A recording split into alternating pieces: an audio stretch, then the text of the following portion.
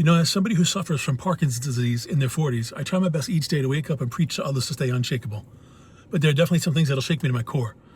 Listen, I've never taken sides on government. I'm not going to now, and I never will. But this is a cry for help to both sides.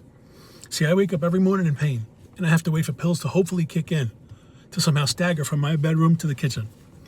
Then I try and make a cup of coffee, and I hope that it doesn't all shake out by the time it gets to my mouth. That's the kind of unpredictability that this disease will leave you with.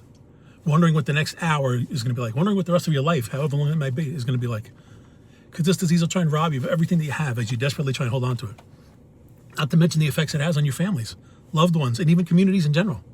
It is a little bit of a slap in the face or a gut punch when I have to wake up and look at constant updates about a White House that's going to put in a grand ballroom that costs us over $400 million.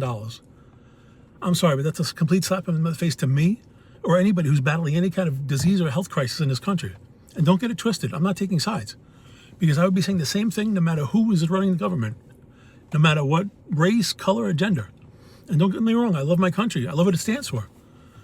It's supposed to stand for liberty, freedom of speech, acceptance of others, and helping others. I'm all for that. I could see us even spending money helping other countries is a necessity, because you'd like to think that they would help you when you need it. And whether or not you agree or disagree on war, I can even see how people would view that as money invested to keep us safe for our future. Spending money on space programs to invest in our future, I get all that.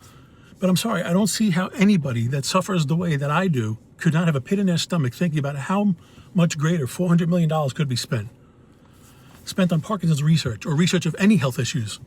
And when you look at the companies that have come out and said they've aided towards this project, Apple, Amazon, Google, Meta, T-Mobile, who I will say was gracious enough to contribute to my fundraising efforts without me even asking. Thank you. The list goes on and on. And listen, I'm not saying that these companies weren't gracious enough to spend money on any kind of other health issues as well and advocating. I'm not saying they're not. But I'm going to find out, because you'd like to think that if they're willing to spend money on a ballroom in the White House, that I should easily be able to convince them to spend money on our health. And I plan on reaching out for them. You know, it's funny, all the advocating that we do, when you see stuff like that happens, it kind of makes you wonder what you're all doing it for. Like I said, I wake up every day, millions of others do too. And they try and advocate and beg people to spend money on small donations that they don't even have, just to make a little difference.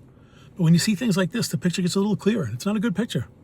Somebody needs to do something about this to ease my pain and suffering, as well as the millions and millions of others who suffer from Parkinson's, or quite frankly, any disease in this country, or anybody who's been affected by a disease in their lifetime.